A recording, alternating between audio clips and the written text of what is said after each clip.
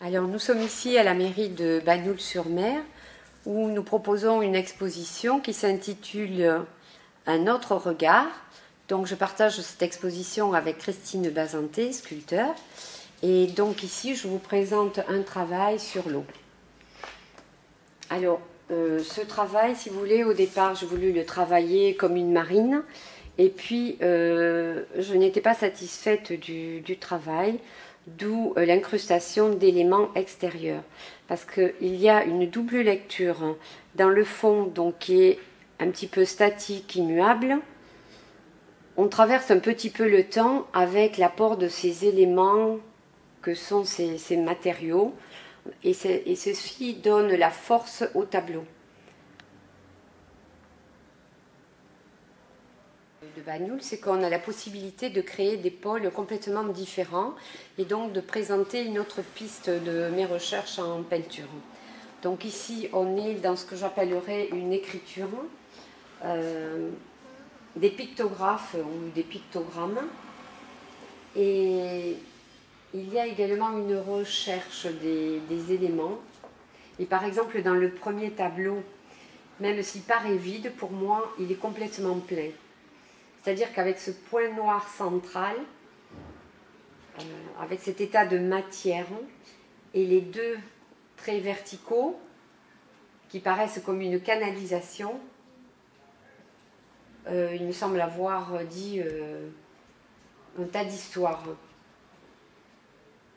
Ce blanc est également comme une respiration et il est ouvert à l'imaginaire de chaque spectateur.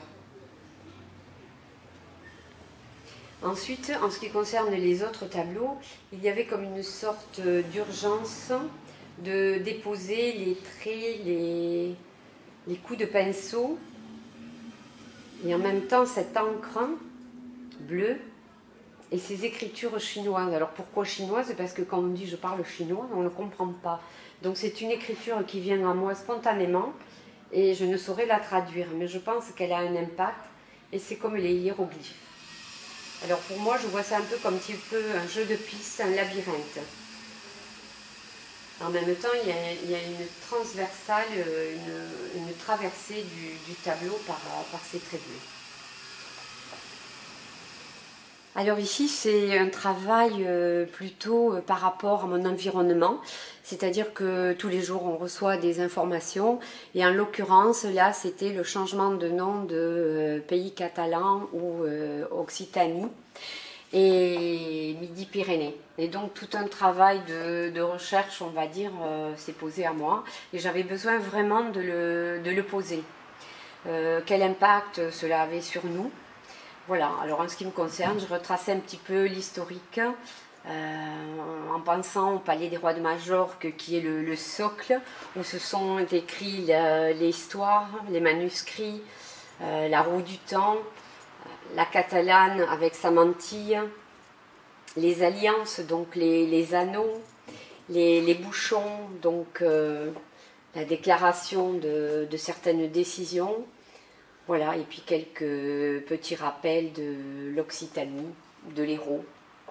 Voilà, tout un mélange, une symbolique, voilà.